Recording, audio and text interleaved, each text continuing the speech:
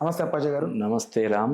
పుష్ప తర్వాత మైత్రి movie makers నుంచి వచ్చిన సినిమా రాబిన్ హుడ్. అలాగే భీష్మ తర్వాత సక్సెస్ కోసం ఎదురు చూస్తున్నటువంటి నితిన్ నటించిన సినిమా రాబిన్ హుడ్. అలాగే చలో భీష్మ తర్వాత వెంకీ కుడుమల డైరెక్షన్లో వచ్చిన సినిమా. వెంకీ కుడుమల రెండు విజయాల తర్వాత బ్యాక్ టు బ్యాక్ రెండు బ్లాక్ బస్టర్స్ తర్వాత ఈ సినిమాతోటి హ్యాట్రిక్ కొట్టాడా అన్నది ఫస్ట్ పాయింట్.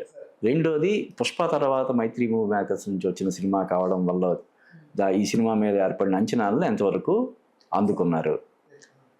నితిన్కి భీష్మ తర్వాత అతను మధ్యలో 3-4 సినిమాలు చేశాడు. భీష్మ తర్వాత ఆ సినిమాలన్నీ అతను డిసప్పాయింట్ చేసినాయి.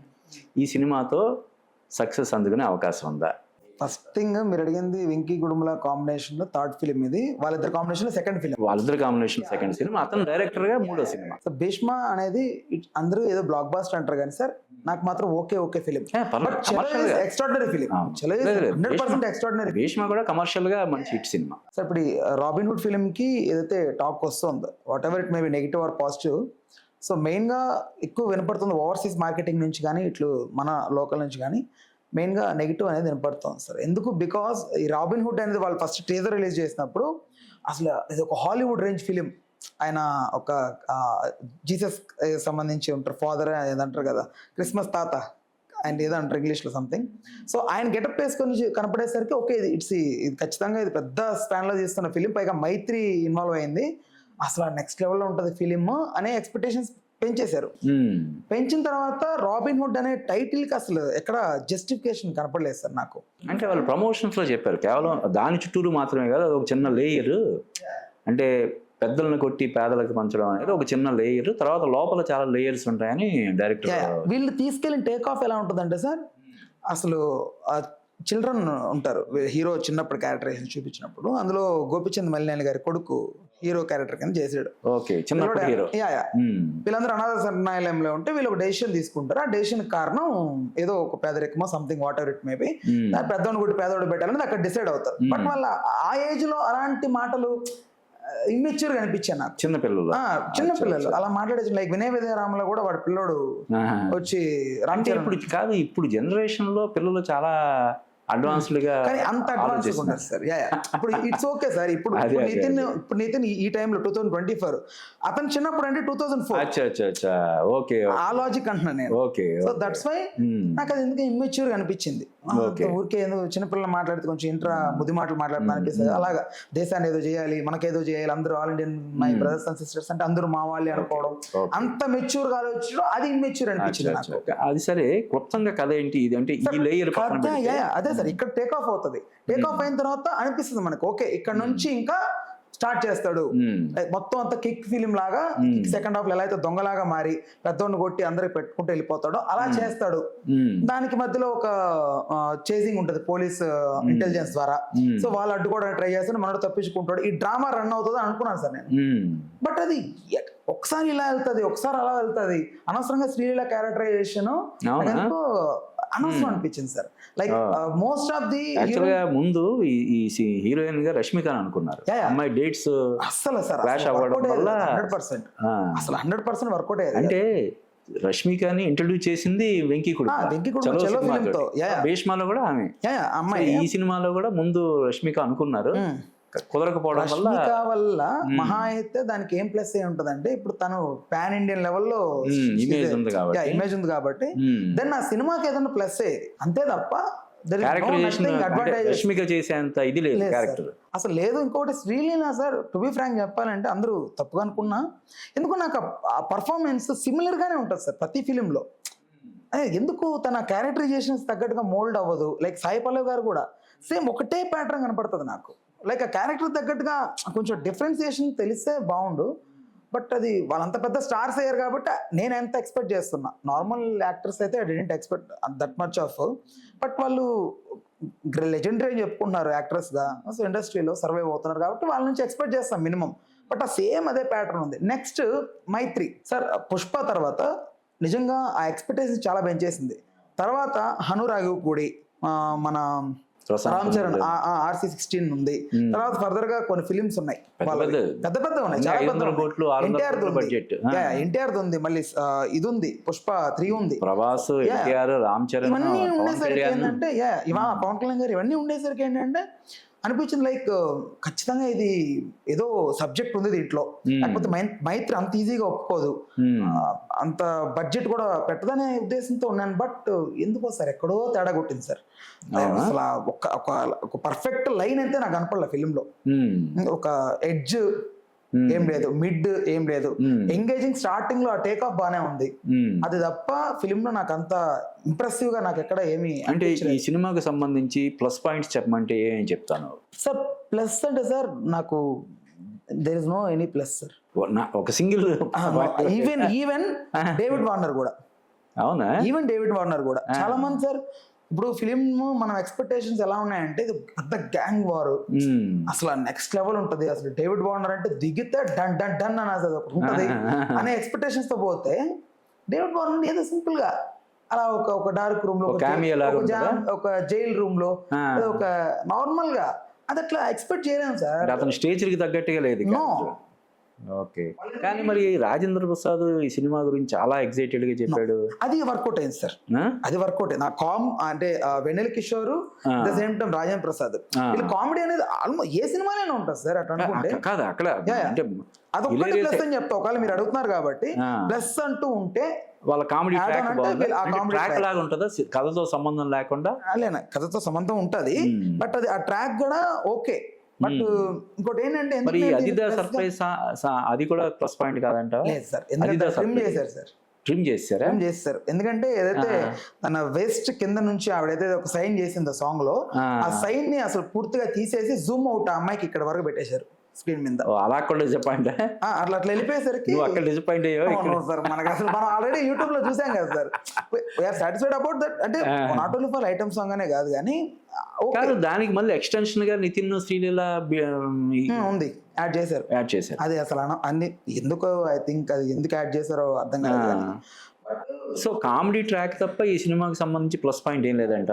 ఏం లేదు సార్, ఫ్రాంక్లీ టెల్లింగ్. ఎందుకంటే నాకు బాగుందంటే నేను హార్ట్ఫుల్ గా చెప్తా, చాలా బాగుందనే చెప్తా, చాలా బాగుందని మెచ్చుకుంటాం. బట్ ఇక్కడ ఎవరిని ఎంటర్టైన్ చేయాల్సిన అవసరం లేదు సార్. ఇప్పుడు డైరెక్టర్ ప్రమోషన్స్ దాంట్లో చెప్పడం ఏంటంటే సార్, భీష్మకి 10ంతల వినోదం ఉంటది, 10ంతల ఎంటర్టైన్మెంట్ ఉంటది. వాళ్ళు ఫీల్ అయ్యారు సార్. రాజేంద్ర ప్రసాద్ గారిది వెన్నెల కిషోర్ ఎక్స్ట్రాడినరీ ట్రాక్ సార్. అవునా, అంటే ఎంతసేపు ఉంటుంది? వాళ్ళది త్రూ అవుట్ కాకపోయినా 40-50 మినిట్స్ వాళ్ళు ఎంగేజ్ చేస్తారు. సో వాళ్ళ బాగుంది, చూస్తున్నా బాగుంది వాళ్ళ ట్రాక్. అది కూడా ఫస్ట్ హాఫ్ ఉంటుంది, అది first half mostly first half ఉంటుంది, సెకండ్ హాఫ్ అంతా ఇది ఉంటుంది. వాళ్ళు అసలు ఎగ్జాక్ట్ గా ఒక ట్రిగ్గర్ పాయింట్ అంటూ కనపడలేదు సార్ నాకు ఫిలిం లో. ఒకటి చూపెడతారు, వాడికి ఏదో స్టోరీ ఉంటుంది, వాడికి ఏదో రీజన్ ఉంటుంది, హీరోకి ఒక రీజన్ ఉంటుంది, హీరోయిన్ ఒక రీజన్ ఉంటుంది, ఆ కథకి ఈ కథకి లింక్. అయ్యో మొత్తం క్లమ్జీ చేసేసారు అనిపించింది నాకు. క్లారిటీ ఇచ్చే ప్రయత్నం చేశాడు. క్లైమాక్స్ సినిమా వచ్చి 5 years అవుతుంది. 5 years తర్వాత వెంకీ కుడుమల నుంచి వస్తున్న సినిమా. భీష్మ తర్వాత ఇందాక నేను చెప్పినట్టు నితిన్కి ఇప్పటి వరకు మంచి సినిమాలన్నీ కూడా డిసప్పాయింట్ చేసినాయి. సో దీని మీద ఉన్న ఎక్స్పెక్టేషన్స్ అన్ని పోయినట్టు రీచ్ అవ్వడం కష్టమేనంట. చాలా చాలా కష్టం సార్. బేసిక్ గా అసలు అంటే నేను ఇంత డౌన్ చెప్పాల్సిన అవసరం లేదు, బట్ నేను చెప్తున్నానంటే ఇది హార్ట్ఫుల్లీ చెప్తున్నా విషయం. నేను చాలా ఎక్స్పెక్టేషన్స్ కూడా కాదు సార్. నేను అనుకుంది ఏంటంటే వీళ్ళ మెయిన్ ఈ మైత్రి ఇన్వాల్వ్ అయిందే నాకు మెయిన్ అనిపించింది. వెంకీ కుటుంబంలో కాన్ఫిడెన్స్ ఇవన్నీ పక్కన పెడితే ఆ టీజర్ చూసినప్పుడు ఐ ఎక్స్పెక్ట్ మోర్. ఓకే, ఇది ఏదో Hollywood level film, Nithiin career లో బిగ్గెస్ట్ ఫిలిం. పైగా ఆ హెయిర్ కట్ కి ఇక్కడ ఒక 2 పెట్టడం, స్టైలింగ్ చేయడం, ఒక ఇదిగా చూపెట్టడం, లైక్ సాహో రేంజ్ లో ప్రజెంట్ చేయడం, మనోడు ఒక బిల్డింగ్ మీద నిలబడి ఇట్లా చూడడం వ్యూని, అలా చూపెట్టేసరికి నేను ఏదో ఎక్స్పెక్ట్ చేశాను తప్ప, బట్ వెళ్ళిన తర్వాత డిసప్పాయింట్మెంట్ అయితే పక్కగా ఉంటది. ఎవరైనా ఎంజాయ్ చేయగలరంటే రాజేంద్ర ప్రసాద్ గారిది వెన్నెల కిషోర్ ట్రాక్, ఆ 2 మాత్రం ఈజ్ ప్లస్. కానీ దాన్ని మన సినిమాకి అసెట్ గా చెప్పలేం. అంటే నువ్వు చెప్తూ ఇప్పుడు సినిమా 2.5 గంటల సినిమాలో ఒక 40 minutes ఎపిసోడ్స్ చాలా బాగున్నాయంటే సినిమాని మనం బాలేదని చెప్పడం సార్. అది సార్ అట్లా అనుకుంటా సార్. ఇప్పుడు నేను ఒకటి చెప్తాను సార్, టు బి ఫ్రాంక్. ఇప్పుడు బ్రహ్మానందం గారు ఉన్నారు సార్. ఉమ్, బ్రహ్మానందం గారు సినిమాలో ఉంటే ఓకే తప్ప ఉమ్. బ్రహ్మానందం గారి సినిమా తీస్తే ఎవరు చూడరు సార్. నాకున్న దాంట్లో చెప్తున్నా. ఆహా, మొన్న జరిగింది అదే బ్రహ్మానందం అదే సినిమా సార్. వచ్చింది. అదే మరి బ్రహ్మానందం గారి సినిమాలో థియేటర్లో కనపడితే ఫీల్స్ రకరకాలుగా ఉంటుంది. ఫీల్స్ గందరగోళంగా అరుస్తారు థియేటర్లో. మరి బ్రహ్మానందం గారి సినిమా చేస్తే ఎందుకు పోరు? ఉమ్, ఆ రీజన్ తెలియాలి మెయిన్ గా. ఉమ్, సో ఎందుకంటే మన వాళ్ళకి ఎప్పుడు కూడా okay comedy is okay, comedy అనేది అందరూ చేస్తారనే ఫీలింగ్ లో ఉంటారు తప్ప ఉమ్, దాన్ని బాగుంది నవ్వుకోవడానికి, అంతే తప్ప దానికోసంగా సినిమాకి వెళ్ళాలి దానికోసంగా చూడాలంటే కనుక మనం కష్టమే అనిపించింది సార్. అంటే కథతో కనెక్టివిటీ లేకుండా కామెడీ ట్రాక్ నడిపించారంట. కథతో కనెక్టివిటీ ఉంటది, ఉంటది. కామెడీ ట్రాక్ ఓకే, బట్ దాన్ని అది కథకి ప్లస్ అవ్వదు, అచ్చా అచ్చా అచ్చా. అట్లని మైనస్ అవ్వదు. ఉమ్, ఏదో ఉండాలి కాబట్టి ఆ టైంలో మనం కూర్చున్నాం బోరింగ్ లేకుండా Okay. చాయ్ సమోసా లాగా ఉంటది. ఓకే. అంతే తప్ప అంటే వాళ్ళు full ముందే meals చెప్పారు పెట్టారని నమ్మను. పూర్వం సినిమాల్లో కామెడీ ట్రాక్ సెపరేట్ గా అలాగ ఉండేది, ఈ సినిమాలో అలాగా మేము పెట్టాము. అంతకు ముందు ఎన్టీఆర్, ఏఎన్ఆర్, సాంబాబు అది ఆ ఫ్లేవర్ తెలుస్తుంది, కామెడీ ట్రాక్ సెపరేట్ గా ఉండేది. ఆ కామెడీ ట్రాక్స్ రాసే వాళ్ళు కూడా సెపరేట్ గా ఉండేవాళ్ళు. ఆ ఫ్లేవర్ తెలుస్తుంది కానీ సార్ మనకి ఎక్కదు సార్ అది. అవునా?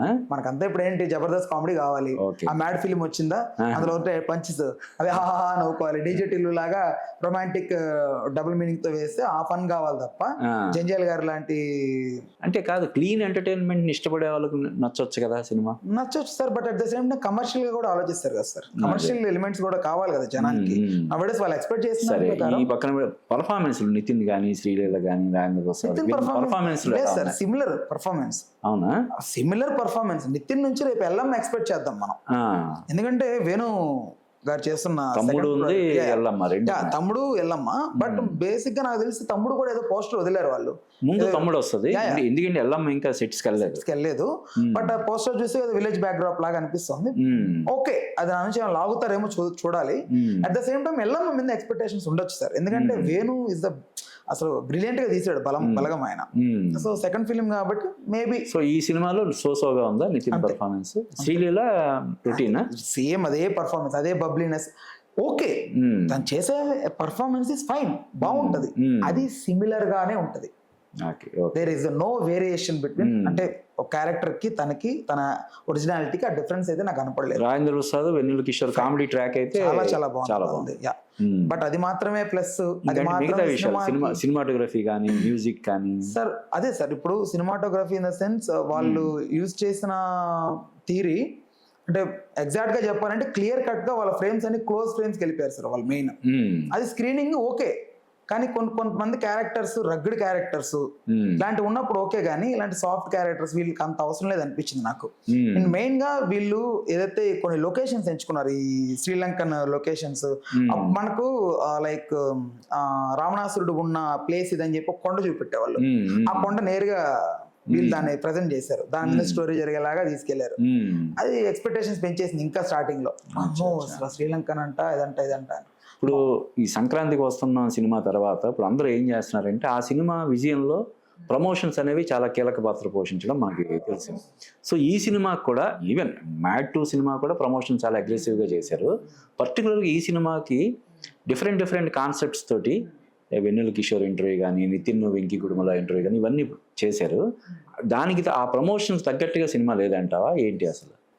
లేదు సార్, ఇంకొకటి సార్, ఈ ప్రమోషన్స్ ఎంత భారీగా చేస్తే కూడా భయం వేస్తాం సార్. అంటే ఇది పోయే సినిమా కాబట్టి ఎంత చేస్తున్నారా అనే ఫీలింగ్ వస్తుంది ఒక్కోసారి.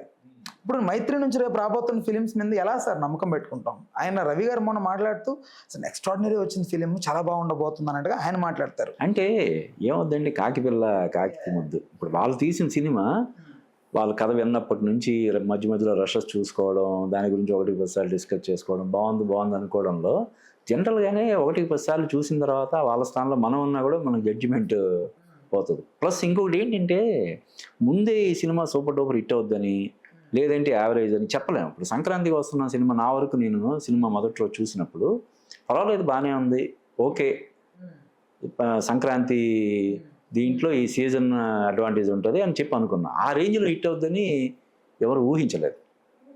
సో ఇప్పుడు వీళ్ళు ప్రొడ్యూసర్గా వాళ్ళ సినిమా గురించి వాళ్ళు చెప్పుకోవడాన్ని మనం అంటే తప్పట్లేము. Magic sir, Anil Ravipudi magic.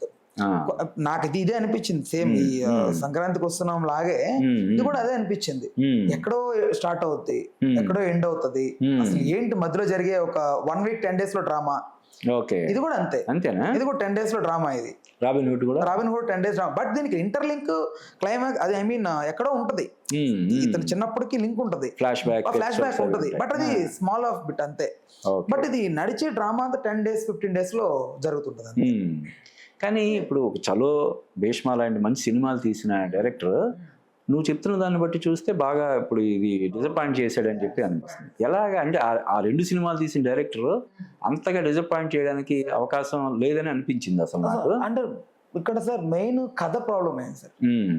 ఎంపిక చేసుకున్న కథ ప్రాబ్లం అయింది. అంటే యాక్చువల్గా ఇంకోటి మనకి ఇండస్ట్రీలో నడుస్తున్న టాక్ ఏంటంటే, అసలు యాక్చువల్గా ఈ కథని చిరంజీవి దగ్గరికి తీసుకెళ్తే చిరంజీవి గారు కొద్ది ముందు ఆసక్తి చూపించి, తర్వాత అంటే లైన్ చెప్పినప్పుడు ఆయన ఇంట్రెస్ట్ చూపించి, తర్వాత దాన్ని డెవలప్ చేసిన తర్వాత ఇది తనకు సూట్ అవ్వదని చెప్పి పక్కన పెడితే, దాన్ని కొంచెం టోన్ డౌన్ చేసి నితిన్ తో చేశారని ఒక టాక్.